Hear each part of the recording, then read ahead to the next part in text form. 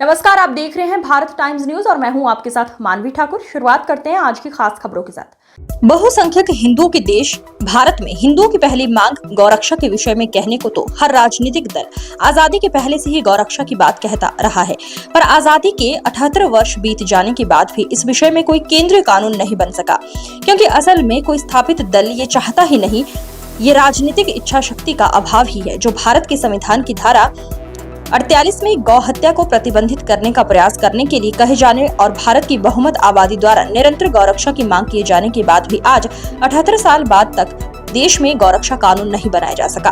उक्त उद्गार परम आराध्या परम धर्माधीश उत्तरामान्य ज्योतिष पीठाधीश्वर जगत गुरु शंकराचार्य स्वामी श्री अभिमुखीश्वरानंद सरस्वती 1008 ने आज काशी के केदार घाट स्थित श्री विद्या मठ में पत्रकारों को संबोधित करते हुए व्यक्त किए। गाय के पक्ष में पूछने पर चुप रहे राजनीतिक दल। उन्होंने आगे कहा कि लंबे समय से गौ प्रतिष्ठा आंदोलन चलाने के बाद उन्होंने समग्र आस्तिक हिंदू समाज की ओर से प्रयाग महाकुंभ की समाप्ति पर 33 दिनों के अंदर भारत के हर स्थापित राजनीतिक दल से गौ माता के बारे में अपने विचार स्पष्ट करने के लिए कहा था। उन्होंने पूछा था कि आप बताएं कि आप गाय के पक्ष में हैं या विपक्ष में, पर किसी भी स्थापित राजनीतिक दल ने उत्तर नहीं दिया, जिसके लिए 17 मार्च को रामलीला मैदान में दिन भर का प्रतीक्षा कार्यक्रम भी रद्द किया गया और राजनीतिक दलों के कार्यालय के दरवाजे पर जाकर पूछने पर भी किसी ने उत्तर नहीं दिया। जो देश की अधिसंख्यक गौभक्त जनता के मन में था, हम लोगों ने उसका उत्तर प्राप्त करने का प्रयास किया। वो प्रश्न था कि आखिर हमारे देश के जो स्थापित राजनीतिक दल हैं, क्या वे गाय के पक्ष में हैं कि नहीं है।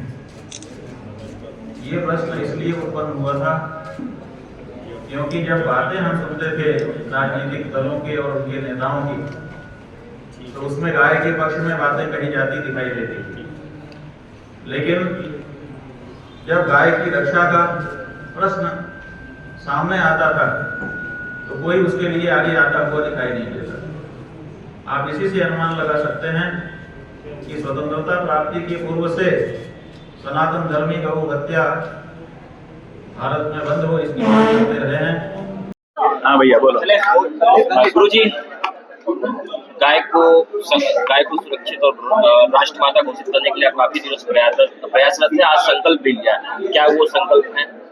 संकल्प यह है कि मैं संकल्प लेता हूँ, प्रतिज्ञा करता हूँ कि आज के बाद जो भी चुनाव सामने आएगा, जहाँ मेरा मतदान स्थल होगा वहाँ जाकर के मतदान अवश्य करूंगा और उसी पार्टी या प्रत्याशी को करूंगा जो गाय के लिए शपथ पूर्वक उद्घोषणा करके खड़ी दिखाई देगी।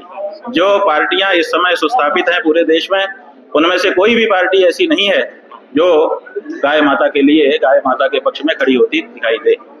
गुरुजी, गौ सुरक्षा के लिए आप मतदाता भी बनाने की बात कर रहे हैं, उनके रामधाम बनाने की भी बात कर रहे हैं, गौ सेना बनाने की भी बात कर रहे हैं। हाँ, ये क्या है? बात यह है कि सबसे पहले तो गायों की पहचान करना, क्योंकि गाय और गाय के नाम पे दूसरे पशु को मिला दिया गया है, ये भी एक षड्यंत्र हुआ है। तो पहले तो गाय और गवय की पहचान करना, उसमें से जो शुद्ध देशी गाय है हमारी, जिसमें वेदोक्त लक्षण घटित होते हैं, जिसका मूत्र और गोबर पवित्र माना जाता है, उसकी सेवा के लिए अपने आप को आगे करना ताकि वो इधर उधर ना जाए, कसाई के हाथ में ना चली जाए, उसका संरक्षण करना। और साथ ही साथ जो बूचड़खाने ये कहते हैं कि हमको तो लाइसेंस है गाय काटने, तो अब सरकारें तो सुन नहीं रही हैं, वो तो बाद में सुनेंगी, जब हमारे वोट से बनेंगी तब सुनेंगी। तब तक हम क्या करें? क्या तब तक हम चुप हो जाएं?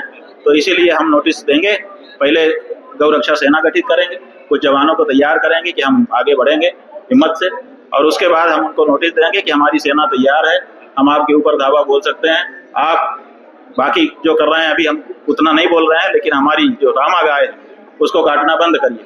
अगर वो मान जाते हैं तो ठीक है, और अगर कहते हैं कि नहीं हमें लाइसेंस है और हम तो लाइसेंस के आधार पर काटेंगे ही, तो फिर हमको धावा बोलना पड़ेगा बूचड़खानों पर, और जो लोग गाय को काटते होंगे उनको काटना पड़ेगा। गुरुजी, आप तलवार लेकर भी आगे चलने की बात कर रहे हैं, जो सेना होगी क्या वो ट्रेंड सेना होगी, कैसे? हाँ जी, जो सेना होगी उसमें हम भर्ती करेंगे, भर्ती करके सैनिक अभ्यास उनको कराएंगे ताकि वो पूरी तरह से सक्षम हो लड़ाई लड़ने।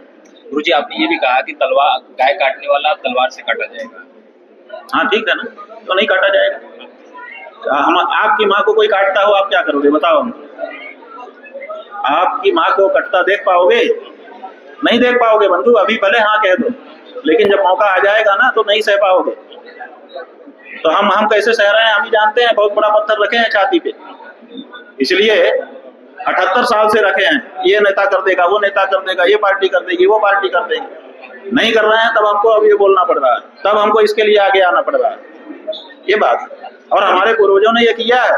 गौ रक्षा के लिए प्राण गंवाए हैं लोगों ने और लिए भी हैं, तो हम गंवाने के लिए भी तैयार हैं और लेने के लिए भी तैयार हैं अगर वो परिस्थिति आएगी। लेकिन हम आशा करते हैं कि सरकार भले नहीं मान रही है, लेकिन वो बूचड़ खाने मान जाएंगे। हमको जब नोटिस हम देंगे तो हमको नहीं ऐसा भरोसा है कि कम से कम वो मानेंगे इस बार। गुरुजी डेमोग्राफी बहुत तेजी से खुलेगा, ट्रेनिंग सेंटर कहाँ खुलेगा? वाराणसी पायलट जिला है हमारा।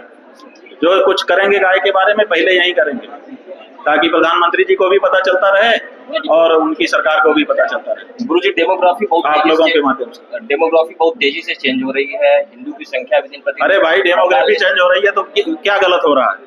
आपकी डेमोग्राफी क्यों नहीं चेंज हो रही है? आप क्यों 2 बच्चे पर रुक जा रहे हो? आप बताओ। आपकी पत्नी कह रही है कि मेरे पेट में जो है वो दाग पड़ जाएगा, मैं ज्यादा बच्चे नहीं पैदा करूंगा। उनकी तो नहीं कह रही है, तो उनकी डेमोग्राफी बढ़ रही है, घनीभूत हो रही है। आपके यहाँ भी आप पैदा करो ना, कौन मना करता है? लेकिन आप नहीं करोगे और वो पैदा कर रहे हैं तो आप कहेंगे उनकी डेमोग्राफी बदल रही है। वो बदलेगी। हमारे पूर्वज क्यों आपको आशीर्वाद देते थे कि बहुत पुत्र वाले हो जाओ, बहुत संतान वाले हो जाओ? आपने उसको बंद कर दिया कि हमें नहीं, बस एक ही काफी है, 2 काफी है। तो जब आप इस तरह से नाक भौं सिकोड़ रहे हो बच्चों से, तो स्वाभाविक है कि आपकी डेमोग्राफी कमजोर होगी, उनकी घनीभूत होगी। वो लोग समझते हैं कि लोकतंत्र में एक बच्चे का क्या महात्म्य है।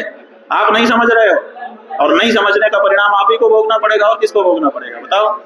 गुरुजी लोकतांत्रिक तरीके से बने कानून का विरोध हो रहा है, विरोध के स्वरूप हिंदू भाई, लोकतांत्रिक रूप से जो कानून बनते हैं, लोकतांत्रिक रूप से उनका विरोध करने का अधिकार लोग को होता है। इसमें क्या दिक्कत है? लोकतंत्र में तो ये होता ही रहेगा। लेकिन विरोध स्वरूप हिंदू मारे जा रहे हैं मुर्शिदाबाद। भाई, हिंदू इसलिए नहीं मारे जा रहे हैं कि कानून है, हिंदू इसलिए मारे जा रहे हैं कि वो कमजोर हैं। उन्होंने अपने पराक्रम को छिपाया हुआ है। वो समझते ही नहीं है कि मेरे अंदर बल है। और अगर